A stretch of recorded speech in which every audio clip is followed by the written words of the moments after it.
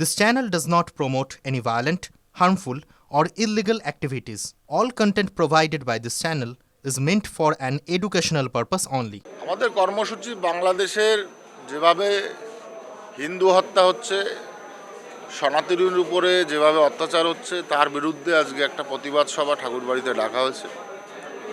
সেই জন্যই লোক সংগঠিত হয়েছে সব। আমি কখনোই মতুয়াদের নাম বলিনি, আমি বলেছিলাম আমাদের লোক, তাতে উদ্বাস্তু মানুষ যুক্ত আছে। আমার প্রশ্নটা ভালো করে বুঝতে হবে।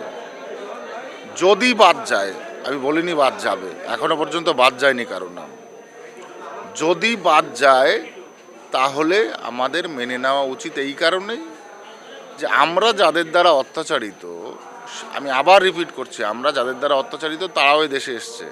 এবার তাদের বিরুদ্ধে যদি কেন্দ্রীয় সরকার স্টেপ নেয়, এবং স্টেপ মানে কি, তাদেরকে বিতাড়িত করবার স্টেপ নেয়, এবং সেই কারণে যদি কোনো রকম কোনো নেগেটিভ কিছু ঘটে থাকে, তাহলে আমাদের সেটা মেনে নেওয়া উচিত। কারণ কেউ ভোটার লিস্ট থেকে, মানে ভোটার লিস্ট বলছি, কেউ নাগরিকত্ব থেকে বাদ যাবে না। আর নাগরিকত্ব পেলে সে ভোটার লিস্টে তার নাম থাকবে, এটা তো স্বাভাবিক ব্যাপার, আমরা তুলব।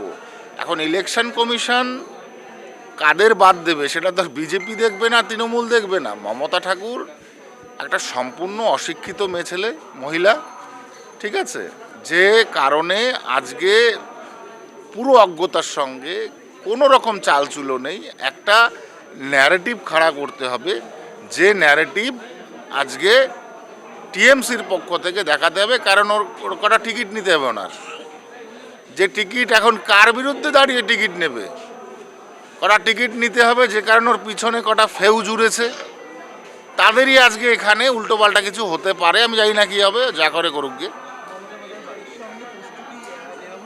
তো প্রস্তুতিকে আনো, ওখানে যুদ্ধ আসর সাজাক না, কি যায় আসে আমার। যারা অশিক্ষিত, আনপরগাবার, সম্পূর্ণভাবে নির্লজ্জ, ঠিক আছে, বেহায়া, তাদেরকে তো কী বলবো। তারা তো একটা ন্যারেটিভ খুঁজছে, মোটামুটি বিজেপির এগেনস্টে দাঁড়িয়ে টিকিটটা যাতে টিএমসি থেকে আনা যায়। এছাড়া আমি আর কোনো ন্যারেটিভ দেখতে পাচ্ছি না এখানে। আমি একটা কথা বলি, যেখানে সুপ্রিম কোর্ট ভার্ডিক্ট দিয়েছে যে নাগরিকত্ব না হলে আপনার ভোটার কার্ডের লিস্টে নাম থাকবে না, সেখানে আমরা কি বলবো?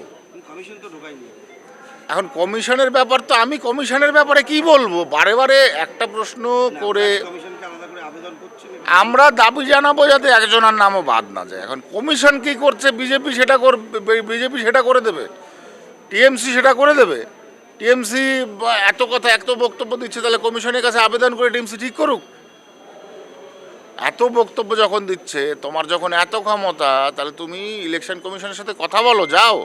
কজন ইলেকশন কমিশনের কাছে গেছো, গিয়ে কথা বলেছো যে মতুয়াদের নাম বাদ দিতে হবে না? আমরা তো তাও করেছি, সেটা ইলেকশন কমিশনের কাছে জিজ্ঞেস করেছি, তাদের প্রপোজ করেছি যে যাতে মতুয়াদের নাম বাদ না যায়। এখন সিস্টেমেটিক ওয়েতে যদি মতুয়াদের নাম বাদ যায়, সেখানে সুপ্রিম কোর্টও ভার্ডিক্ট দেয়, তো আমাদের কি করার আছে?